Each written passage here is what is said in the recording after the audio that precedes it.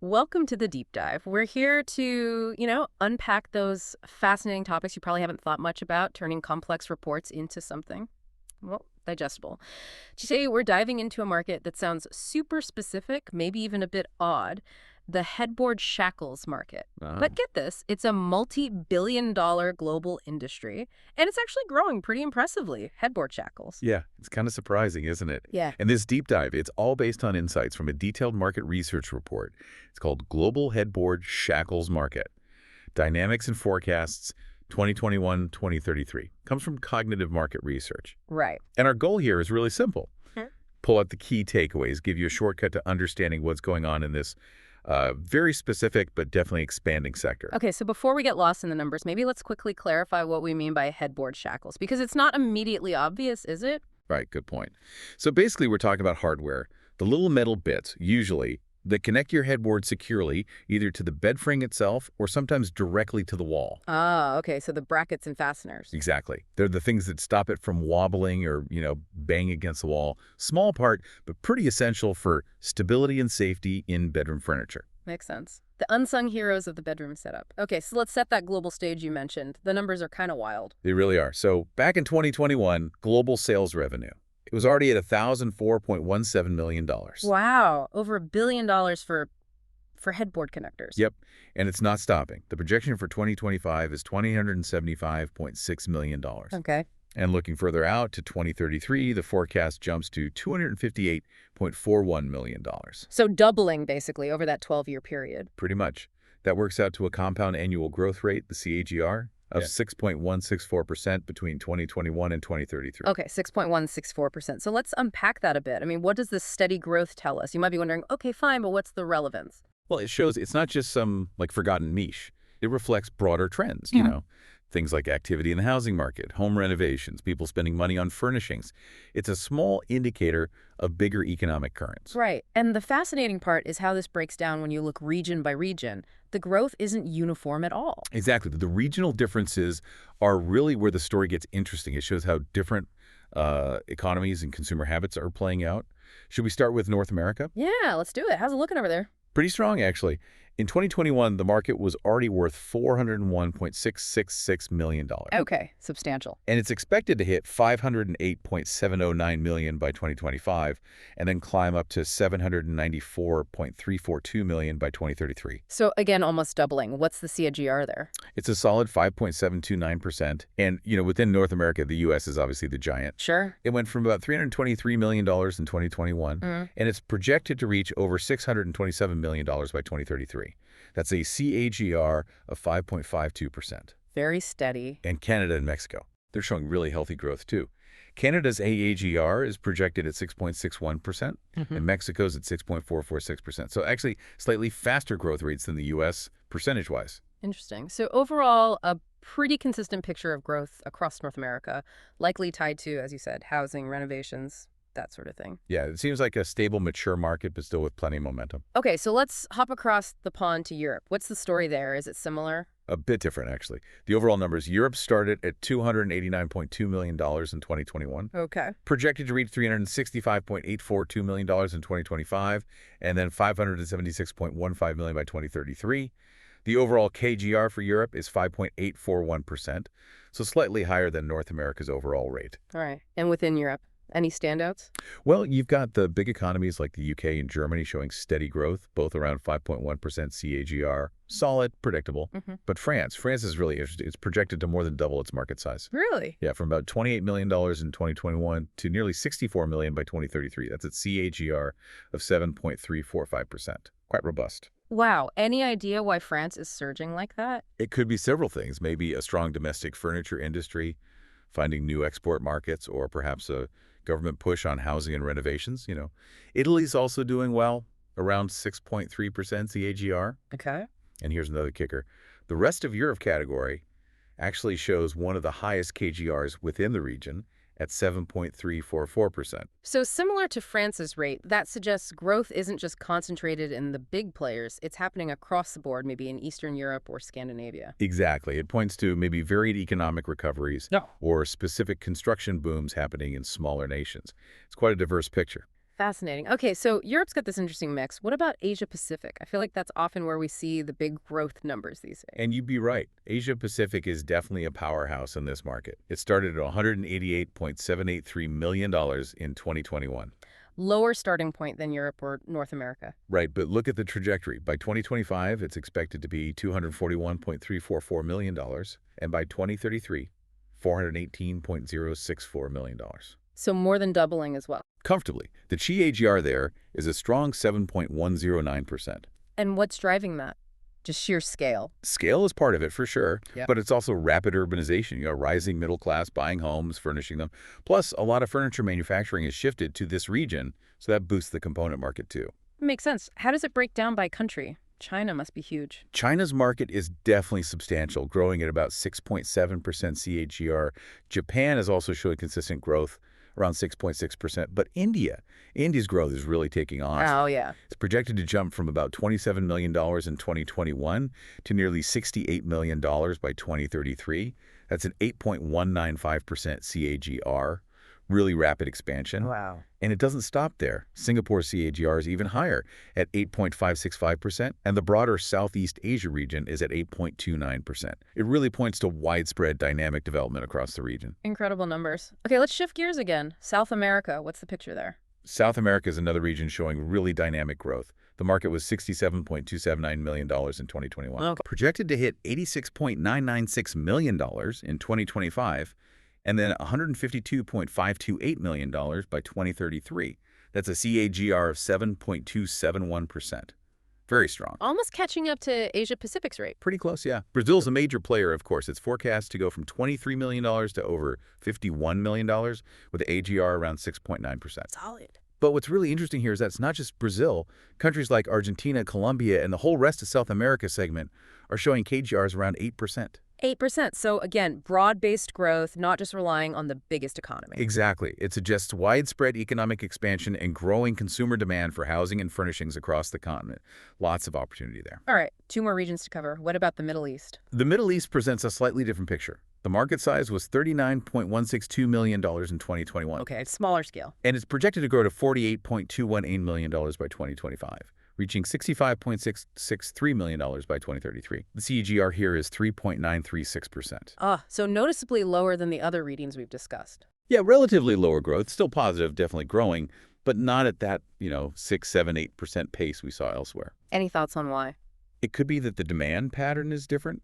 Countries like Saudi Arabia, Turkey, the UAE, Egypt, Qatar, they're all showing steady growth, mostly between 3.3% and 5%.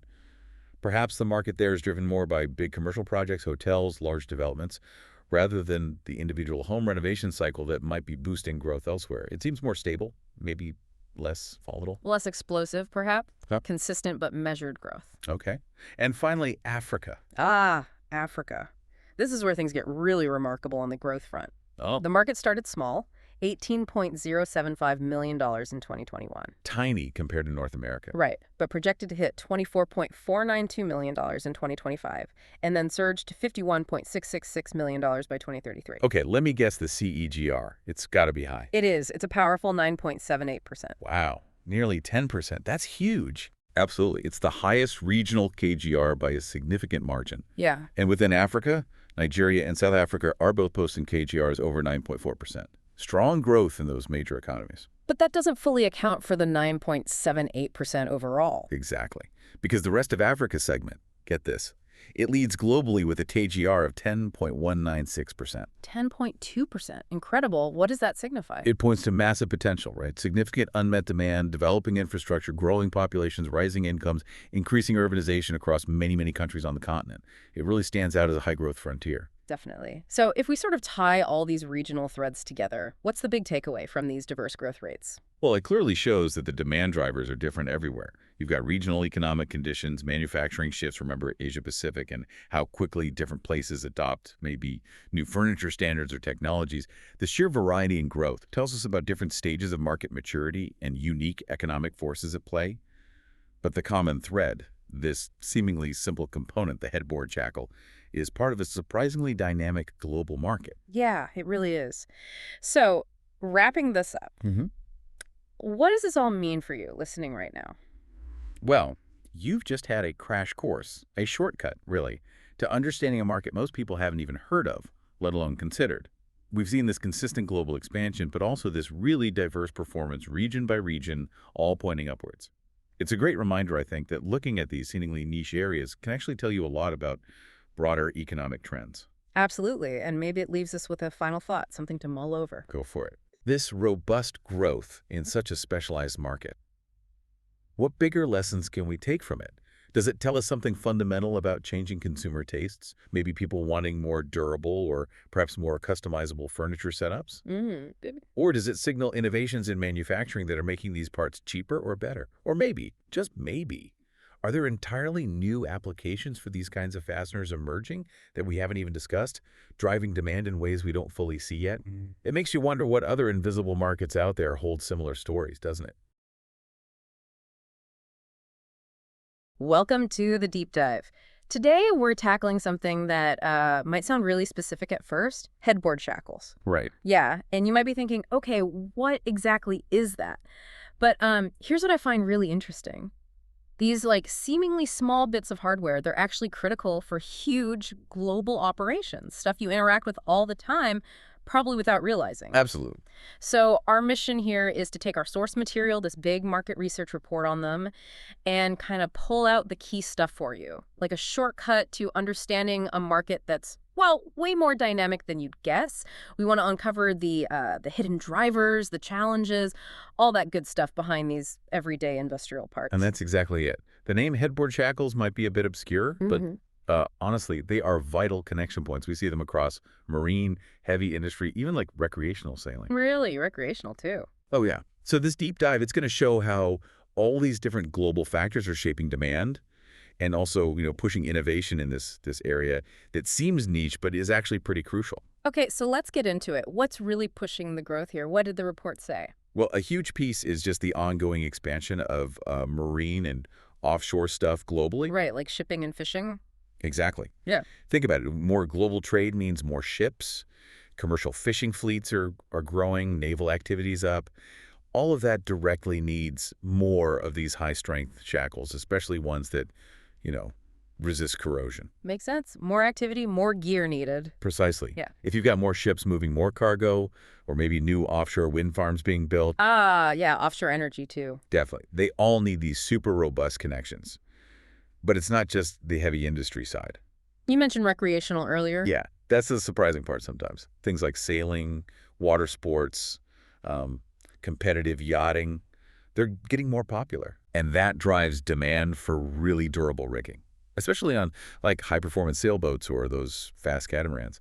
Reliability there is just, well, you can't compromise on it. So it's expansion, both industrial and recreational. Is there anything else driving it? Well, there's a second really critical driver. It's the increasing focus globally on load safety and making sure rigging is reliable. The safety aspect. Yeah.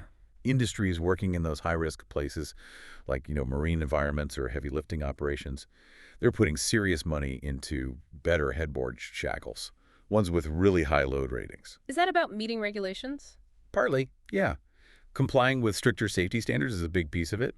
But it's also just about actively preventing things from going wrong, preventing catastrophic failures when things are under massive stress. So these small parts are actually key to preventing like real-world accidents. It's absolutely foundational for safety. You mentioned the scale of maritime activities is just immense. Yeah. And when you're out on the open sea or at a busy port, the environment is harsh. It's unpredictable. Yeah, no room for error. None at all. You need equipment that's reliable, totally robust. And what's kind of fascinating is how these components, often totally unseen, are literally stopping, a crane dropping its load on a building site or a ship's mast rigging failing in a storm. Wow. It really connects to that bigger picture of managing industrial risk, where one small component failing can have just monumental consequences. Did the report mention specific areas where this growth is really taking off, like regional hotspots? That's a good question. Let me think. Yes, it did touch on that. While it's global, there's particularly strong demand growth noted in Asia-Pacific, mostly driven by shipbuilding and all the trade lane expansion there. Okay, Asia-Pacific. Anywhere else? And interestingly, a real surge in the Mediterranean, but more for the recreational boating side. So yeah, it's not just flat growth everywhere. There are definitely regional flavors to it. Interesting. Okay, but it can't all be smooth sailing, right? No market is. What about the challenges? The headwinds? Definitely challenges. A primary one is just the environment itself. The ocean, basically. Right, constant exposure to salt water, Yeah. UV rays from the sun, extreme weather, all of this just relentlessly attacks the materials, causes corrosion, wears things out faster. Which means more maintenance, shorter lifespan for the shackles. Exactly. It increases the maintenance burden and, yeah, limits how long the product actually lasts in service. Hmm. Then there's another headache, more on the business side. Oh. It's the lack of standardization. Standardization. For shackles, you'd think they'd be fairly standard. You would, but across different applications, maybe different industries or regions, the specifications can vary quite a bit. Huh. So that makes it difficult for companies. Oh, yeah. It creates real complexity for managing inventory, for sourcing the right parts. It's kind of like trying to fit slightly different pegs into slightly different holes all the time. I can see how that would be inefficient. Very. Yeah. And then there's competition from new tech. Alternatives. Like what? Specifically, soft shackles. You know, the ones made from those high-strength synthetic fibers like Dyneema. Ah, yeah, I've seen those, especially on racing yachts. Exactly. They're posing a real challenge, particularly in that recreational market, Mm. because they're incredibly lightweight and they just don't corrode at all. So weight and corrosion resistance are their big advantages? Precisely. In competitive sailing, where, every single ounce matters, that's a huge selling point. Okay, so environmental wear, lack of standards, and these new soft shackles are the main hurdles. Those are the big ones. And that constant fight against corrosion, the saltwater issue, it's a hidden cost for businesses using this gear. It directly bumps up the life cycle cost. You're either replacing them more often or spending a lot on preventative maintenance. Right, the total cost of ownership. Exactly. And the standardization thing you mentioned. It's a logistical nightmare, just like you said.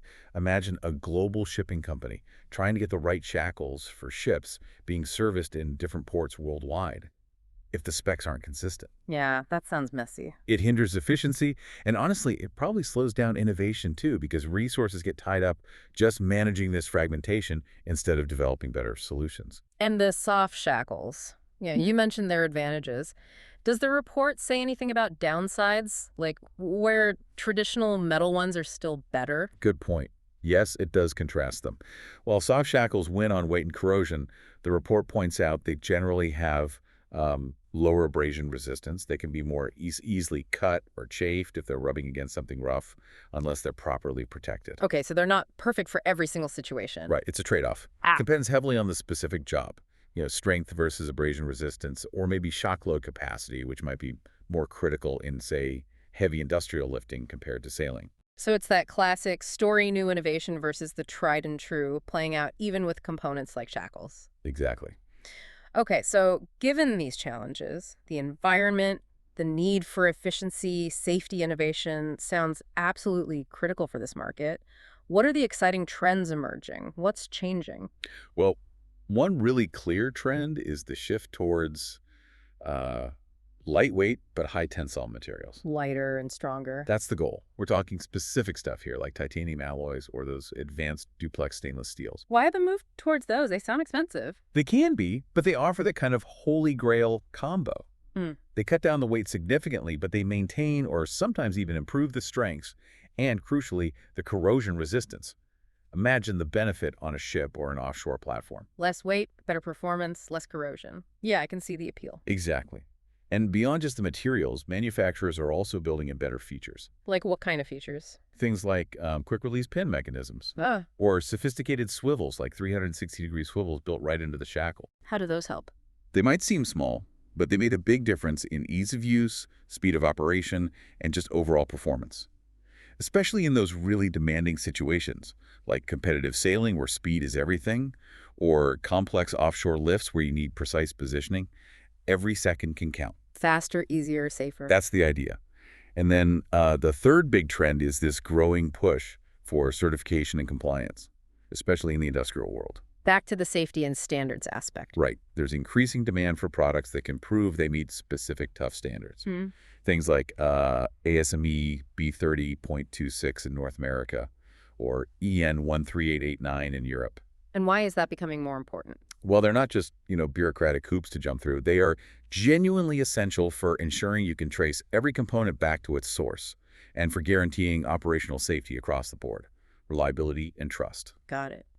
Materials, features, and certified compliance. Those trends really show where the engineering is heading. And the material science, the advances in metallurgy that allow these super strong yet light and resilient solutions. It's pretty remarkable stuff. It helps cut fuel use, increase payload capacity, real benefits. And the features. Those enhanced features like the quick release pins, they're Yeah. more than just nice to haves. They translate directly into real gains in efficiency and, importantly, safety in those high-pressure environments. Makes operations quicker, smoother. That can be critical in an emergency situation. Yeah, I can see that. And tying it all together, that push for compliance with standards like ASME and EN, Yeah. it's fundamentally about building trust.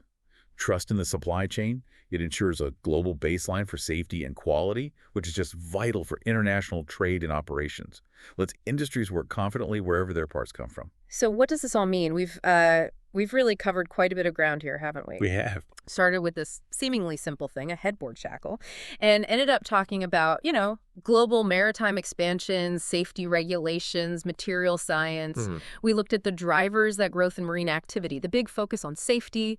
We hit the challenges too, the corrosion battle, the standardization issue, those new soft shackles coming in. Right. And then we looked at the future, kind of, the innovations, new materials like titanium, clever features, the drive for certification. It really shows how even a small component sits right at the intersection of big global forces, technology, and that constant need for safety. And what's so fascinating to me is exactly that, how the dynamics playing out with headboard shackles actually mirror these broader shifts, economic, environmental, technological, happening all over the world. Yeah. It just highlights how often these seemingly small, maybe niche components are actually fundamental. They underpin huge global industries, from shipping containers across oceans to people just enjoying sailing on the weekend. It's this really interconnected web of demand and innovation, and it's always changing. It really makes you think, doesn't it? Which maybe raises the final question for you, listening in. How often do we just overlook these foundational pieces, the things that actually make the big picture possible? As industries keep evolving, you have to wonder, what other hidden heroes like these headboard shackles are out there, quietly shaping our world, maybe totally unnoticed, but absolutely essential? That's a great thought to end on. Yeah. Something to consider next time you see a giant container ship or a sleek racing yacht, or even just a construction crane working away. Think about those tiny but mighty components holding it all together.